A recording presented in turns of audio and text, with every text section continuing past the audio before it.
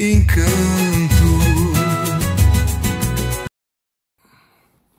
Canal Abre Alas FC, falando de história. Galera, aqui é o professor Daço falando mais um pouco de história do nosso clube de regatas do Flamengo. A polêmica do título brasileiro de 1987, envolvendo Flamengo e Sport, é uma das maiores controvérsias da história do futebol brasileiro. Fatos e versões existem para todos os gostos. Vamos aos fatos. Em 1987, o futebol brasileiro vivia uma crise. A CBF, Confederação Brasileira de Futebol, alegava falta de recursos para organizar o Campeonato Brasileiro daquele ano. Diante disso, 13 grandes clubes criaram um grupo chamado Clube dos 13, que decidiram organizar o próprio torneio. A proposta era criar um campeonato moderno, rentável e independente, que eles denominaram de Copa União. A CBF, no entanto, não reconheceu totalmente a Copa União e montou um esquema com 2 módulos, sendo o módulo verde, a tão chamada Copa União, organizado pelo Clube dos 13, com times grandes, e o módulo amarelo, com times de menor expressão, organizado pela CBF. Sport, Guarani, entre outros, faziam parte. O Flamengo, campeão do módulo verde, o Internacional, vice, se recusaram a disputar um cruzamento final com o Sport, campeão do módulo amarelo, e o Guarani, seu vice, se baseando no fato de que o módulo verde era o verdadeiro campeonato nacional, já que reunia efetivamente os grandes clubes do país. Diante da recusa, a CBF considerou o Sport e o Guarani como vencedores por WO e eles jogaram uma final entre si. A realidade é que Eurico Miranda foi um personagem central nessa polêmica do título brasileiro de 1987. Eurico, que já tinha fama de estrategista e polemista, viu o movimento do Clube dos 13 como uma ameaça à sua autoridade na CBF. Nos corredores da Confederação, ele articulou uma manobra, a criação de 2 módulos, unificando o campeonato rebelde, a Copa União, com o torneio oficial da CBF. Acabou tendo um papel decisivo nos bastidores da CBF e do Clube dos 13. E acabou sendo um dos principais responsáveis pelo conflito que levou à divisão Flamengo versus Sport. Na época, Eurico Miranda era vice-presidente da CBF e, ao mesmo tempo, tinha forte influência política e esportiva.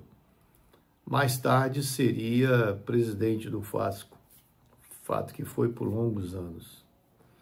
Inicialmente, Eurico Miranda apoiou o Clube dos 13 e participou das conversas. Porém, quando a CBF resolveu intervir e criar o sistema de 2 módulos, Eurico virou a casaca, mudou de posição. E como dirigente da CBF, defendeu a obrigatoriedade do cruzamento final entre os campeões e vice dos módulos. Eurico, na verdade, usou o episódio para reforçar sua imagem de defensor das regras da CBF, mesmo sendo um dirigente historicamente ligado ao Vasco, grande rival do Flamengo. Em campo, o Flamengo tinha Zico, Bebeto, Renato Gaúcho, time que encantou o país e venceu o módulo verde. Mas quando a CBF anunciou o cruzamento final contra Sport e Guarani, o Flamengo recusou o convite. Hélio Ferraz, dirigente do Flamengo no ano de 1987, declarou, abre aspas, a Copa União foi o verdadeiro campeonato brasileiro. Não vamos misturar torneios com níveis tão diferentes. Nos bastidores, Eurico considerou a recusa um desafio pessoal e institucional. Ele pressionou, então, a CBF para aplicar o regulamento à risca. A verdade é que depois de mais de 30 anos de disputa judicial, na lei, o título é do esporte. Porém, no coração do povo e no campo, no futebol, o título é do Flamengo. E no meio dessa história toda permanece o nome de Eurico Miranda, o homem que conseguiu transformar um campeonato de grandes clubes em uma guerra política. A realidade é que a Copa União reuniu a elite esportiva do futebol brasileiro na época. Flamengo, Internacional, Atlético Mineiro, Palmeiras, Cruzeiro, Grêmio, São Paulo, Corinthians, o próprio Vasco, Santos, Botafogo, Bahia, Goiás, Santa Cruz, Fluminense, Curitiba. Por sua vez, o módulo amarelo, que sempre foi tratado como segunda divisão pela imprensa, em que pese o posicionamento da CBF, diga-se Eurico Miranda, reunia clubes como Sport Recife, Guarani, Atlético Paranaense, Criciúma, Portuguesa, Atlético Goianiense, Inter de Limeira, Rio Branco do Espírito Santo, Joinville, Vitória, Bangu, Náutico, 13 de Campina Grande, na Paraíba, Ceará, CSA e América do Rio. Trazendo para os dias atuais da Copa União de 1987, apenas Goiás, Curitiba e Santa Cruz não fazem parte da primeira divisão de 2025. Por sua vez, no módulo amarelo, apenas Sport, lanterna da competição, Vitória, o 17º colocado, e Ceará, o 12º colocado, fazem parte da primeira divisão em 2025. Dito isso, após inúmeras disputas judiciais, o que se pode entender que, na justiça, na turma da gravata, o título é do esporte. Porém, no coração do torcedor, na imprensa, no campo, na composição e estrutura da Copa União, que na verdade reuniu os grandes clubes da primeira divisão do futebol brasileiro, o título é do Flamengo. Simples assim.